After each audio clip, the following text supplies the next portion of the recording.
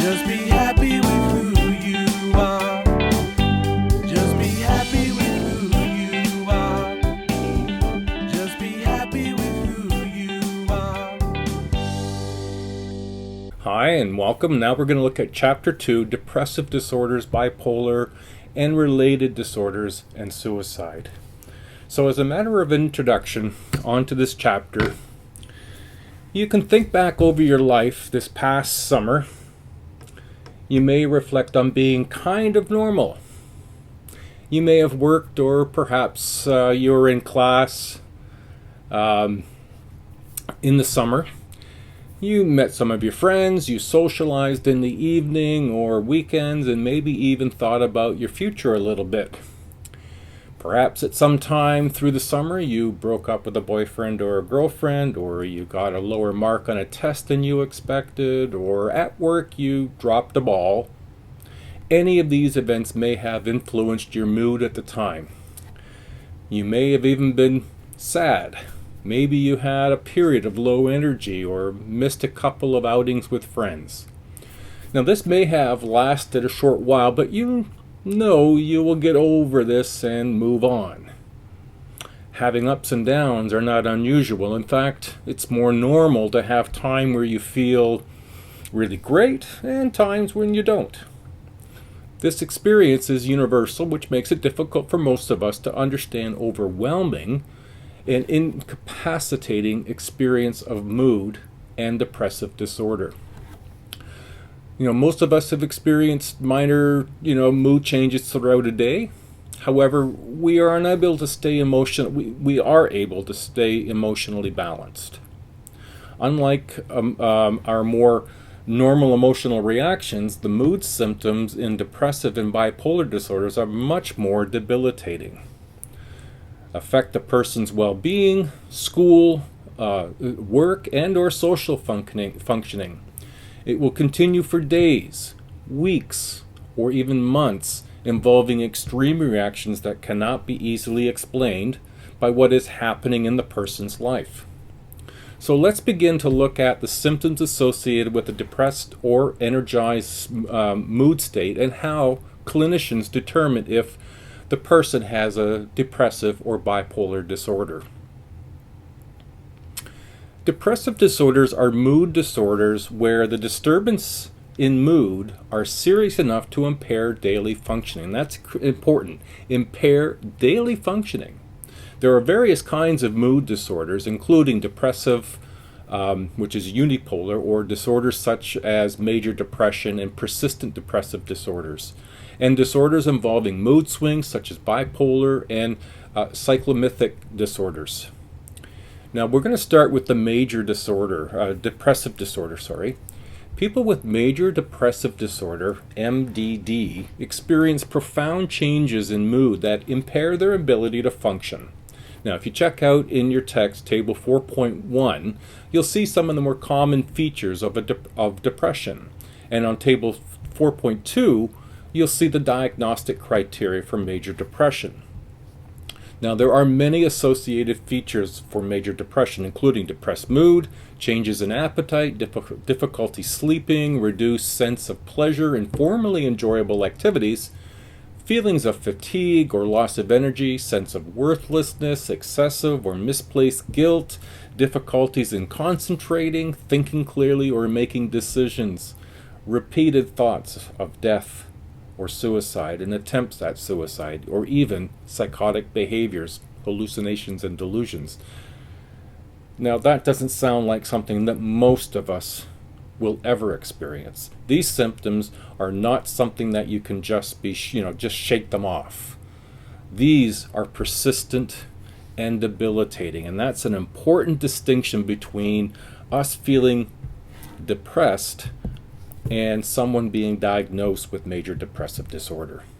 Now, about twice as many women as men seem to be affected by major depression, but the reasons for this gender difference remain pretty unclear.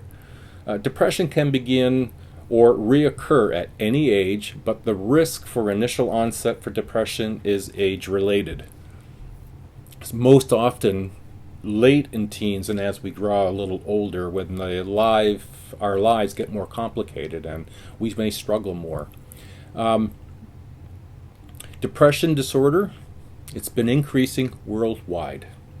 Now, for some people, they report that moods are affected by the seasons and weather, most notably winter and summer. Feeling good in the summer, we got longer daylight, moody and depressed in the winter where we have shorter days. This is known as seasonal affective disorder, or SAD. It affects women more than men. It's most common among young adults, possibly occurs in children, but not as commonly as in young adults. Some of the features of SAD include fatigue, excessive sleep, craving carbohydrates, and weight gain. Now, major depressive disorder with peripartum onset is an addition to the DSM-5, and it's characterized by persistent and severe mood changes following childbirth. Now, this used to be known as postpartum depression. So if we're looking at some of these sort of depressed conditions, what might be some of the risk factors? Well, there's several risk factors. Our age. As we get older, some of these factors start to be more pronounced, perhaps. Socioeconomic status, marital status, these affect the risk for depression. Now, persistent depressive disorder is a form of chronic depression. Dysmethia, that is milder than major depression, but may nonetheless be associated with impaired functioning in social and occupational roles.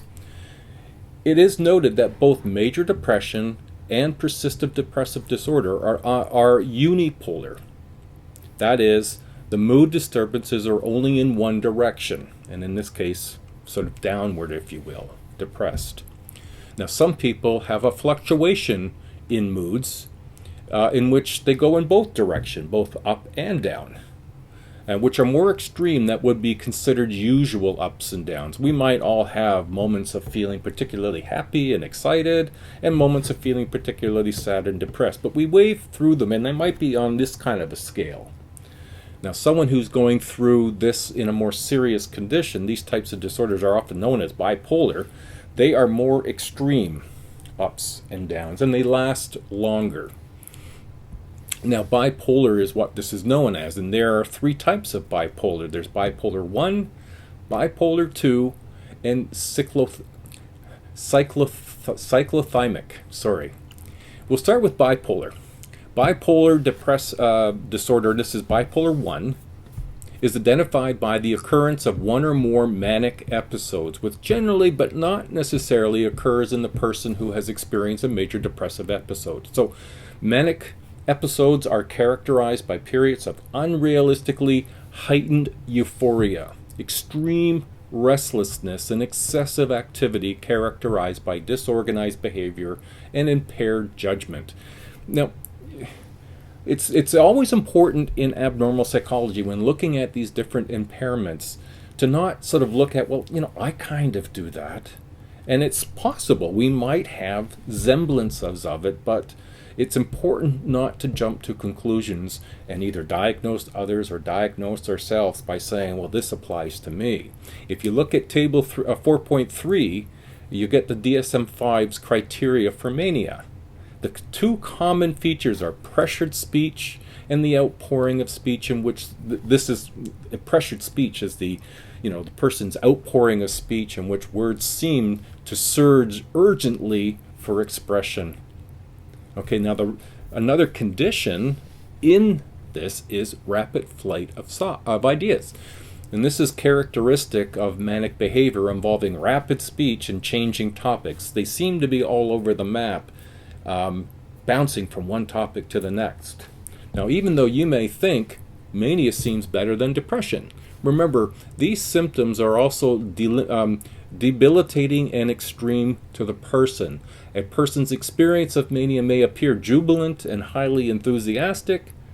However, the impact on their life can be very serious. And it's an important distinction because we often misunderstand different conditions for disorders. And when we find out what the real conditions are, oftentimes it has to do with the extreme difference between what I might experience and what someone else would experience to be diagnosed, plus the length of time that occurs. Really important. The relationship, these sorts of conditions, if you will, bipolar 1, affects relationships, one's judgments, and decisions in all manners of life.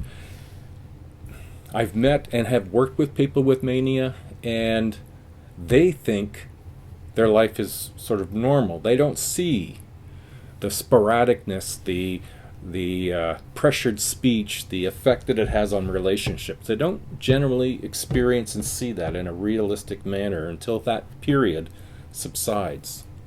Bipolar 2 disorder. In bipolar 2 disorder, depressive episodes occur alongside with this hypomanic episodes, but without the occurrence of a full-blown manic episode. Hypomanic episodes are less severe than a manic episode, but they are not accompanied by severe social and occupational problems associated with a full-blown manic episode. So if you can imagine mania being way up here, what we might consider high for ourselves here, then hypomania falls beneath full manic and above what we would consider to be our highs and lows. Now, cyclothymic disorder, it's a type of bipolar disorder characterized by chronic patterns of mood swings between depression and hypomania that are not of sufficient severity to be classified as bipolar. So if you will, it's somewhat of a in-between of a bipolar 2 with bipolar 3. Less severe, but it still affects a person's quality of life and the way that they function in the course of a day. And that's an imperative. All right, so we've done a really quick overview of what is the descriptions of depressed and depressive state disorders. All right, so the next video that I'll do for this week will be on theoretical perspectives, and then we'll do the third one again that will look at treatment. All right, everybody, we'll see you in the next video.